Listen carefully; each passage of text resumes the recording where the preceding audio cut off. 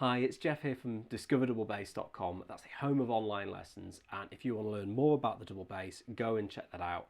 And whilst you're there, I also have a course called Double Bass Arpeggios, the Play Along Collection. Okay, today we're going to be looking at double bass arpeggios, and I'm going to be giving you my top tips for effective practice. Well, my first tip is that you practice slowly.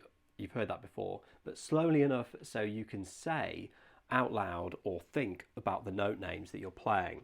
And whilst this is only something that you do when you're practicing, not when you're on the bandstand, because you wouldn't be able to think this quickly, but if you want this information to get into your subconscious, so you know that A minor contains A, C, E and G just instantly, so you can find it all over the bass, then you should do this. So A, C, and for extra points, try singing it. A, G, E, C, A, E, G, A, C,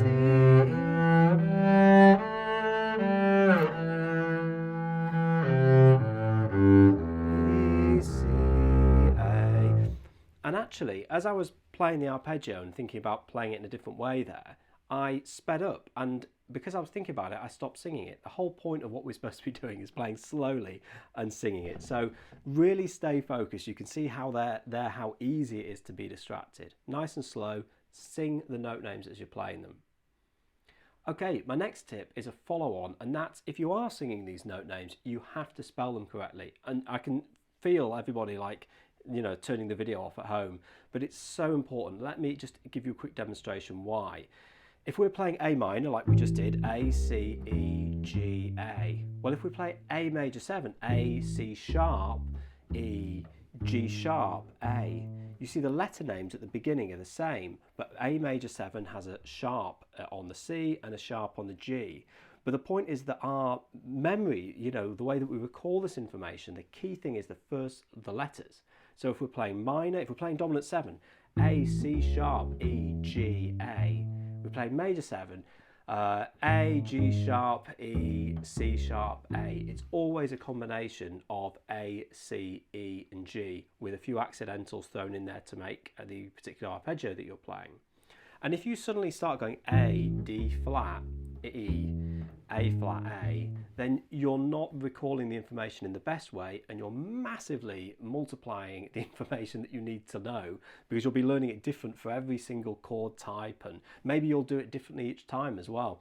And you just won't, you won't get this information into your subconscious. So make it easy on yourself and spell these chords correctly as you're playing them.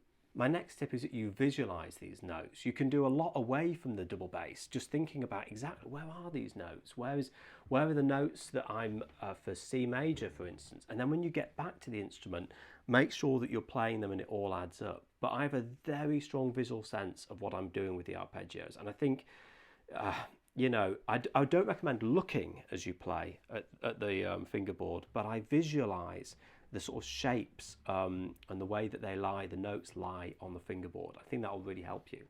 Another great tip is to make sure that you can better hear your intonation by using the bow. Don't practice all your arpeggios pizzicato all the time. Even if you don't have great bow technique, it doesn't matter.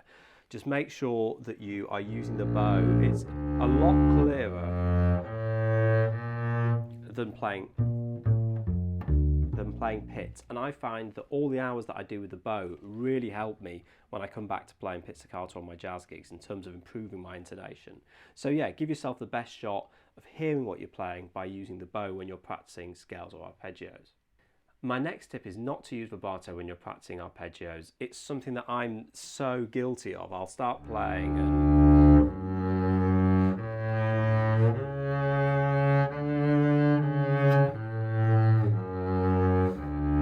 and you can't hear your pitch as clearly as if you're playing.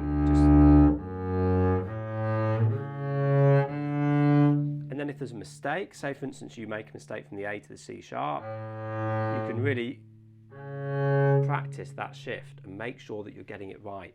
Don't disguise your tuning with vibrato. That's something that you add later when you're working on the phrasing of what you're playing. You don't do it in the practice room and ruin the effectiveness of your practice.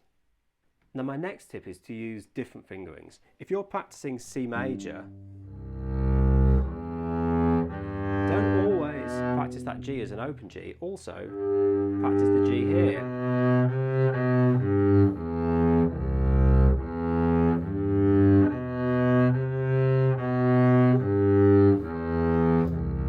It's really important to learn different fingerings, and yes, you want to take the time to learn the optimum fingerings, the easiest ones. But when you're playing real music, you may wish to slide from the E to the G there. So play unusual fingerings, like there I was playing it on one string. It will really help you learn your way to move around the bass more, and also, essentially find areas that you need to work on in terms of the fingerboard. Maybe there's a bit that's tripping you up each time. So yeah, take the time to learn alternative fingerings. So my last tip is that you play notes that are below the root note and you play higher than 1 octave. So if we're playing F major 7, for instance, I'll play it without the bow so you can hear me talk at the same time. We've got the root note is here, but actually the 7th is just below us, an E, so we can go lower than the F. We go up to the next root note. Now we've got this, and we've also got an A. So that's a really good thing to do, and you haven't had to go higher up the neck at this point. If you were playing B flat major 7, we can go lower, B flat, A, F, back up to the A, B flat, and it means that we learn our arpeggios. We start not to think about them as boxes of 1 octave shapes, but we learn them all over the bass, and then start to go higher. So if we're learning B flat major,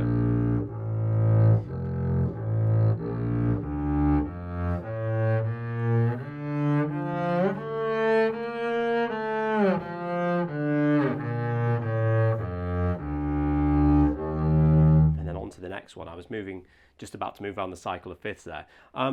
But the point is just try to play them all over the bass. Go as high as you can while you're still comfortable, and go as low as you can. But don't think about them as a little 1 octave shape, but as a continuation all over the fingerboard, and you'll be getting the most from your practice time. So just before I sign off, I just wanted to make a really important quick point. When we're improvising solos and we're improvising walking bass lines, we need to give the listener what they want, but in a way that they don't expect it.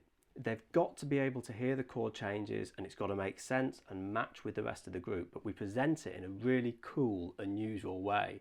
And the most effective way to do that is to learn your arpeggios all over the neck. Now, hopefully the tips that I've given you today will mean that your practice is the most effective it can be, and you'll make the most progress that you can. So if you've enjoyed the lesson, you know what to do. Hit that like button on YouTube, keep practicing hard, and I'll see you next time.